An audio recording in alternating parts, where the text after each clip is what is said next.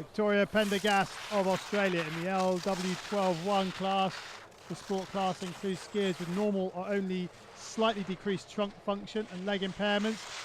Skiers with leg impairments in sports class LW1 to 4, which is in the standing category, often also fit this sport class, so they can choose if they want to ski sitting or standing at the beginning of their careers.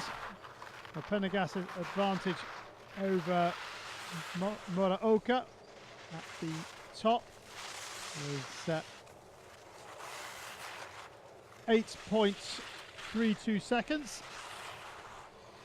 And Pendergast in her first major competition, just gets hit by a big rut, and she hits another big rut.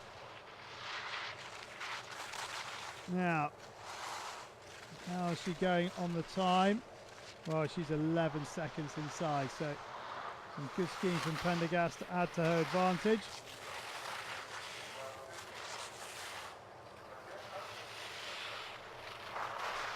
Very difficult to control speed on a mono ski.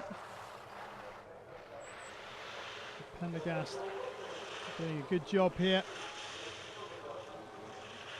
Into the final pitch. Few gates from home.